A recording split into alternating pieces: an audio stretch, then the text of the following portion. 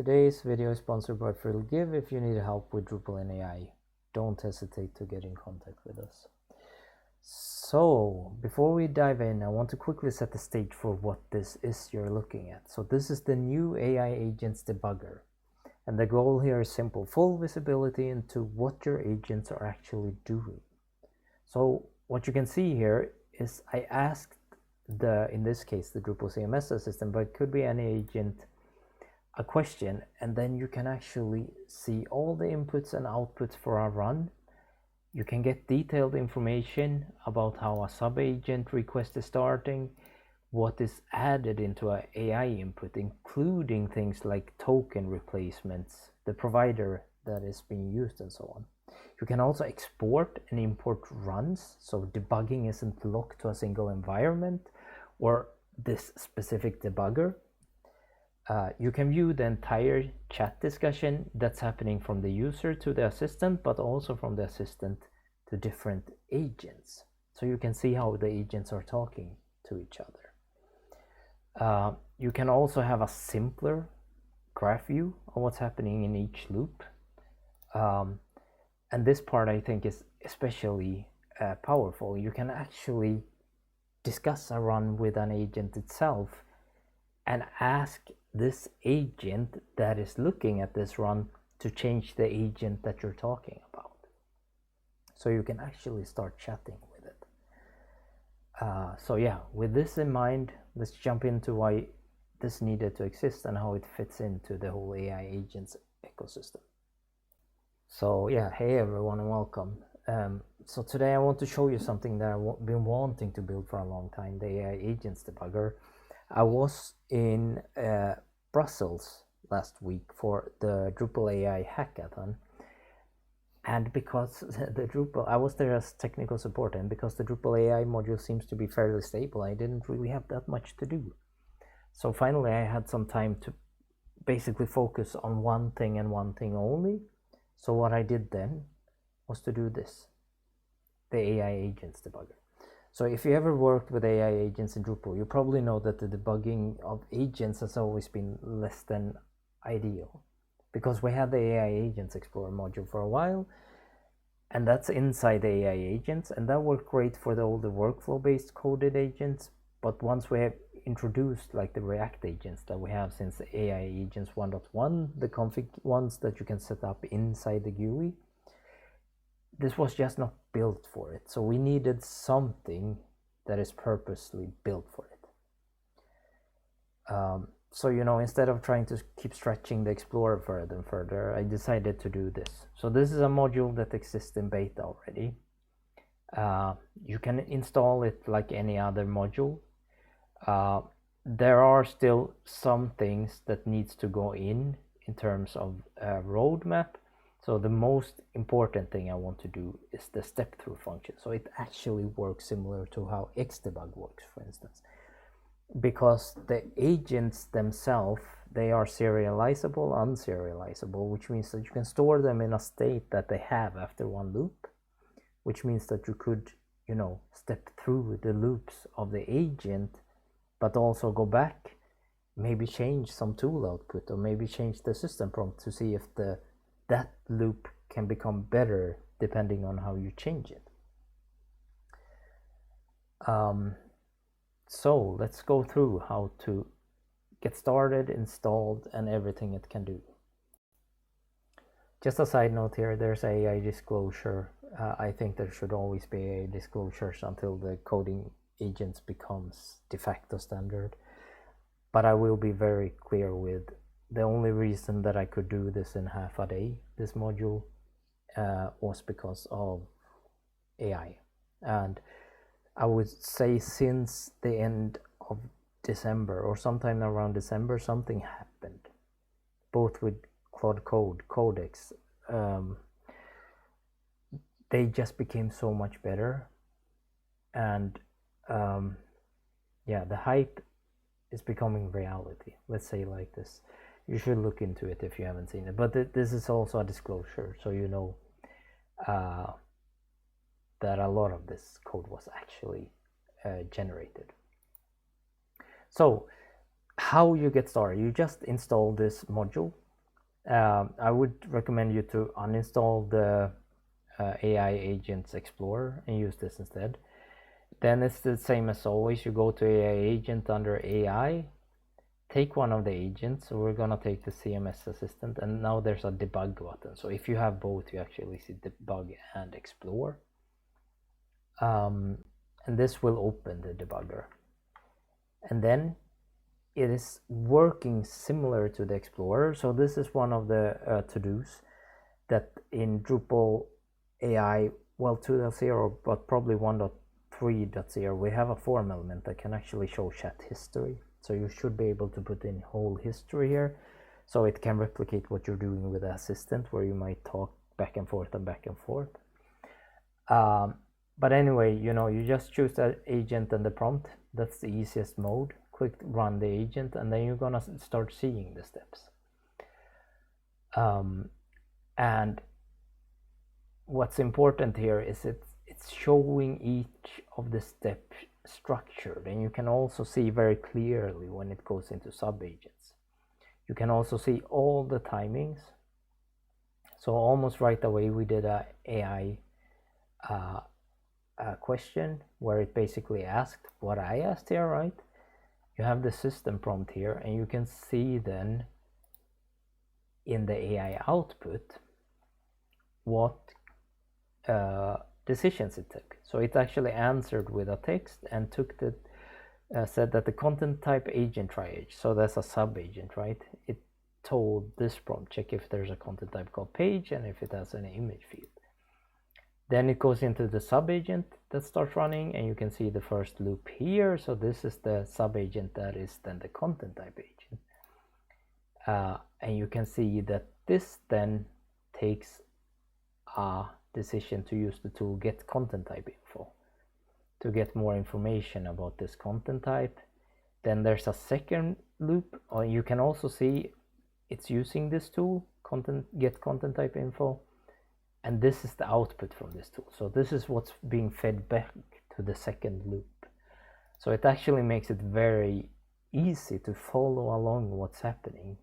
And then based on having that in the history, you can see here you can see that it has the two results. So now there's a chat history here because it's the second loop, system prompt, and then an output where it writes back to the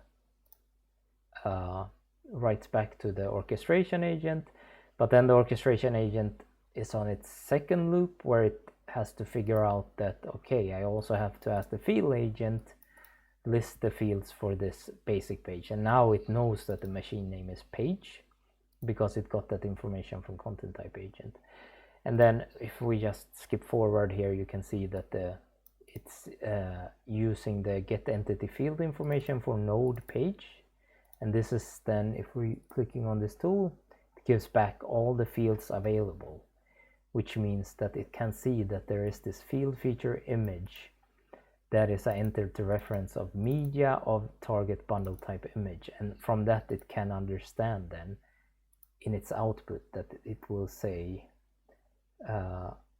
here are all the content types, and then it's gonna base on this figure out then that there is the field feature image with the media entities of type image. Now, one thing you saw directly here that you can maybe improve is what's going in here. Or no, actually this was good. It's actually asking field type image. I'm not sure why it's returning everything there. Yeah, here it's answering. So this is a thing we could actually improve, because this is creating a lot of tokens, and the only thing the user in the end was interested in is this answer here. They're not interested in all this. So what we can do then is that there is this AI agent handler agent. It's a little bit meta, but what this is, it installs an agent that can create agents for you. And it actually works quite well. I've tried it on creating a lot of different agents. As long as the tools are there, it's very good at it. But if you install that, this button shows up. And there it actually feeds the whole run into this agent. So you can start asking questions like the field agent answered with a very long response that was too verbose. What should I change in the system prompt of that agent to make it more concise to save tokens? So we can actually ask stuff like this because it is an agent that actually has the possibility to change stuff. You can actually go ahead and ask it to change this as well and try to rerun it then.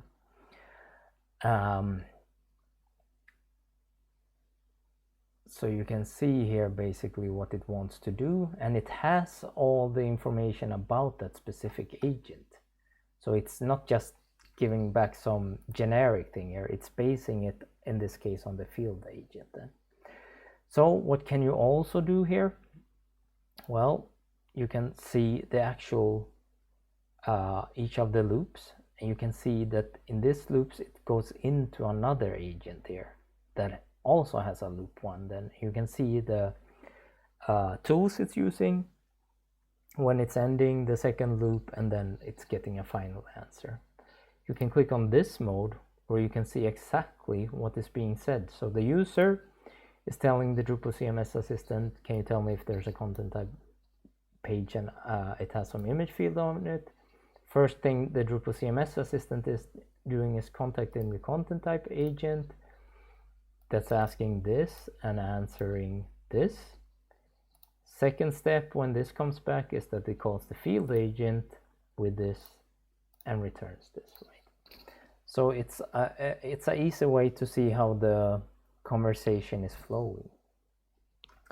There are some other cool things as well. So as you might or might not know, an agent can take tokens, so Drupal tokens, but when you're testing, those tokens might not be available, right? So you can actually spoof tokens here by, adding the token name and the value, and that way you can test it with some made up token values. What you can also do is, when this has run, you can click export and it exports this. And then you can import it. I'm going to import a lot longer conversation here, where you can see in the prompt, wait, let's close here, that I'm telling it, can you create a content type that's called travel blogs, also create a taxonomy field that should have the taxonomy travel places on it. Could you add the 20 most interesting places to visit in the world on it? And then we want to add those as field to the content type. So if you look in this view, you're going to see, for instance, it's creating a lot of taxonomy terms here, right? Here's is probably something we could improve by doing a bulk tool or the option to add bulk tools. But yeah, you get all the information out here. This view, you have to zoom, of course, to be able to see what actually happens, because it's using the taxonomy term. It might be that we should put a number there, but the thing is, each of these calls has different parameters, and that's probably good to know. And then you can see here how the conversation is flowing sequentially. And the idea behind the export and import function is that this should also be able to hook into other things. So with the chatbot assistant that we have, you can actually hook in and add buttons that knows what has happened so far. So this means that we could create a button that is export this session, and then you can open it here to see exactly what happened. We should of course build it into the logging system, so you can choose to log certain agents, maybe even production, export them and see them here. Yeah, so that's the reasoning behind it. I will just go through also the rest of the roadmap that is important. Yeah, you have the chatbot chat history and step through. I talked about this. The last thing that should be added before its production is spoof tool output. So one of the things we see that basically is a make or break for an agent is how the tool output looks like. So the idea is, if we take some tool here, you can see that in this case it added the Great Wall of China. This is probably a okay-ish output because it tells it successfully what it's doing. We can see if we can find something else. Maybe this one is too long, for instance. Maybe we have to make that concise, but we don't want to go in and program and see if that makes a difference. So the idea is here that you should be able to modify the output of that tool just for this debug session, go back using the debugger and run it again. There is one thing that I didn't show on the roadmap there as well, and that's the idea that you should be able to manipulate the agents that's being used, but not actually save them. So you should be able to try over and over until you feel, okay, this is better. Now I actually persist this in the agent. Yeah, that is it. One thing I can show also, of course, if you open one of these things, there is next and previous that you can use. So you can follow that way as well. And you can use right and left button as well on your keyboard, just to see everything there. So that is it. It's still in beta. Please test it. I'm 99% sure that I have all the inputs and outputs there. If you feel something is missing, that should be there. Just, you know, create some issue in the issue queue. As always, if you're willing to maintain, please reach out to me. We always need maintainers for different modules. Thank you for watching.